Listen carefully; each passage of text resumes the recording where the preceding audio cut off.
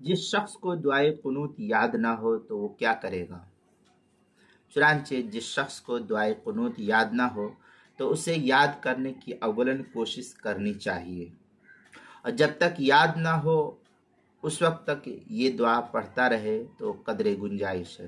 ربنا آتنا فی الدنیا حسنۃ وفی الآخرۃ حسنۃ وقنا عذاب النار، جس کا ترجمہ ہے کہ ہمارے رب ہمیں دنیا اور آخرت کی بھلائیوں سے سرفراز فرمائیے اور ہمیں جہنم کے عذاب سے محفوظ فرما دیجیے۔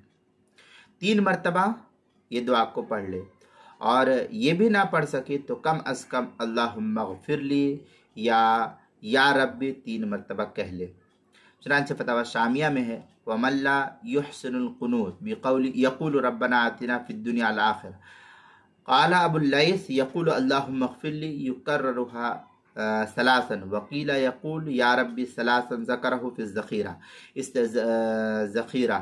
یہ فتاوی شامی کے عبارت ہے جو زکریا بک ڈپو دیوبند کا ہندی نسخہ، اس کی دوسری جلد صفحہ 443، کتاب المسائل پہلی جلد صفحہ 442 پر اس کو نقل کیا ہے۔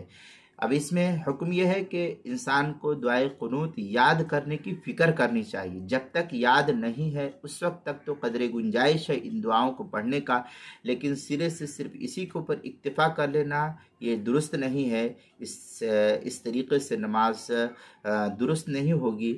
ہاں، آدمی یاد کرنے کی فکر کرتا رہے اور یاد بھی کرتا رہے، جب تک یاد نہ ہو اس وقت تک ان دعاؤں کو جو بھی بتلائی گئی ہے اس کو پڑھتا رہے تو اس میں گنجائش ہے۔